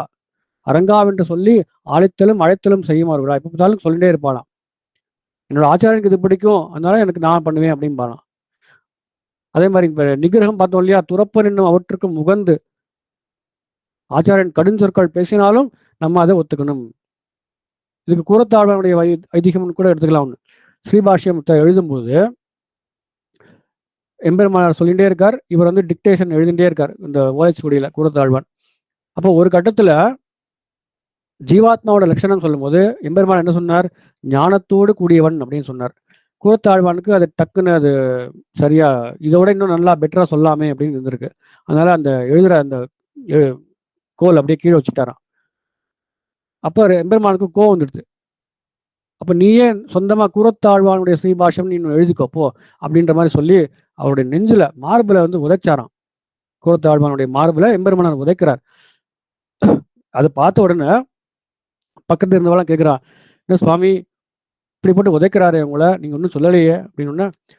நான் சொத்து, அவர் சுவாமி, அவர் என்ன வேணா பண்ணலாம், அவர் என்ன உதைக்கலாம், திட்டலாம், கொல்லலாம், என்ன வேணா பண்ணலாம். நான் யாரு கேட்கறதுக்கு? சொத்துனா என்ன? என்ன வேணா இங்க டிரான்சிஸ்டர் இருக்கு, இங்க வச்சா அப்படியே இருக்கும். ஏன் எனக்கு இங்க வச்சா கேட்காது. சோஃபா இருக்கு, சோஃபா கிட்ட வந்து யாரோ ஒரு தப்பான வந்து உட்காரன்னா, நீலாம் உட்காரக்கூடாது, நான் வந்து நல்லவர்கள்கிட்ட நான் உட்கார ஆசனம் கொடுப்பேன்னு சொல்லுமா சோஃபா? அந்த மாதிரி கொடுத்து அவர் நினைக்கிறாராம். அவர் என்ன உதைக்கலாம், திட்டலாம், அடிக்கலாம், போட்டு என்ன வேணா பண்ணலாம். அதுக்கு வந்து அவருக்கு ஃபுல் ரைட்ஸ் உண்டு. அதை வாங்குறதுக்கு எனக்கு ஃபுல் அதிகாரம் உண்டு. நான் அப்படிதான் வாங்குவேன் அப்படிங்கிறார். ஏன் அப்படின்னா அவர் அனுகிரகத்தோட பண்றார். அவர் பண்ணக்கூடிய அந்த நிகிரகம் அனுகிரகம் அப்படின்ற விஷயம் சொல்றார். அதான் துறப்பன் என்னும் அவற்றுக்கு முகந்து அப்படின்ற அந்த விஷயம். ஆக ஸ்ரீவிஷ்ணு பூஷணத்துல இதே அர்த்தம் சொல்றது.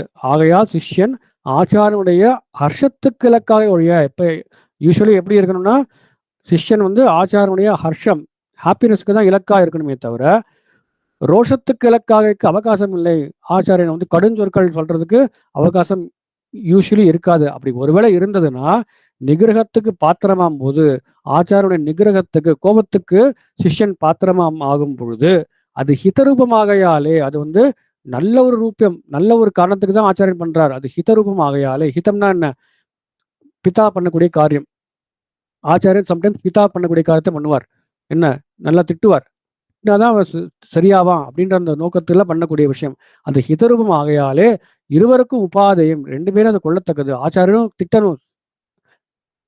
சில சமயத்துல திட்டியே தான் ஆணும். எல்லா நேரத்திலயும் அன்னை மாதிரி நல்ல வார்த்தைகளே கொஞ்சம் கொஞ்சம் பேசிட்டு இருக்க முடியாது.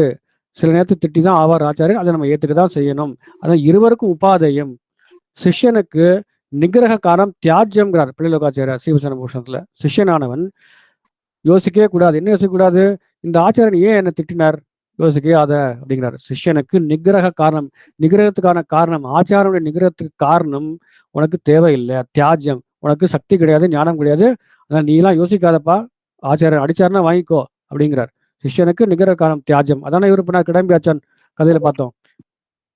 அதனால இந்த எல்லா இந்த மொத்த ஸ்ரீ வைஷ்ணவ லட்சத்தை இங்க காட்டியிருக்காரு இல்லையா, அதுதான் கிளி பண்ணக்கூடிய ஒரு வேலை அப்படிங்கிறார். ஆழியா ஆழியா பார்த்தாச்சு. அப்புறம் பராபிமானத்திலே ஒதுங்கின. பரா அபிமானம்னா வேற ஒருத்தருடைய அபிமானத்திலே ஒதுங்கின. இந்த கிளி எப்படி இருக்கும்? வேற ஒருத்தர்கிட்ட ஒதுங்கி இருக்கும்.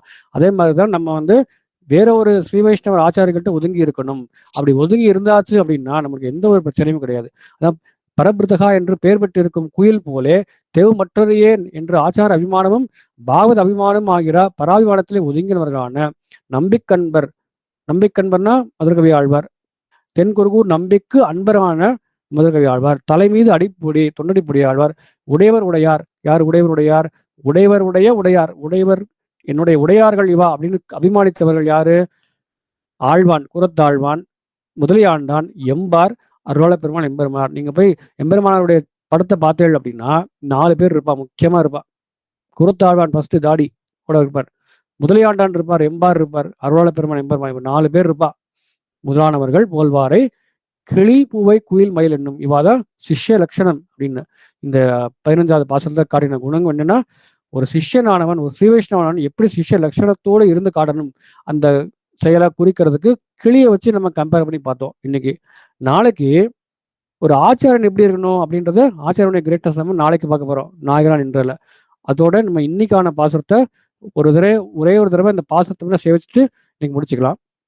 எல்லே இடங்களியே இன்னும் உறங்குதியோ சில்லென்று அழையேன்மின் நங்கமீன் போதுறகின்றேன் வல்லை உன் கட்டுரைகள் பண்டே உன்மாயிரதும் வல்லீர்கள் நீங்களே நானே தானாயிடுக வல்ல நீ போதாய் உனக்கண்ண வேறுடையை எல்லாரும் போந்தாரோ போந்தார் போந்தென்னிக்கொள் வல்லானை கொன்றானை மாற்றாரை மாற்றழிக்க வல்லானை மாயனை பாடையிலோரம்பாவாய் ஸ்ரீமத் தேவி விஷ்ணுத்தாரை மனோநந்தன ஹேதவே நந்தனந்த சுந்தரியை கோதாய நித்தியமங்கலம் சோச்சிட்ட மாளிகா பந்த கந்த பந்தர விஷ்ணவே விஷ்ணுச்சித்த தனூஜாயை கோதாய நித்தியமங்கலம் மாதுரா கிஞ்சனத்தான பத்த கங்கண பாணியே விஷ்ணுச்சித்த தனூஜாயை கோதாயை நித்தியமங்கலம். ஆழ்வார் எம்பெருமானார் ஜீயர் திருவிழே சரணம்.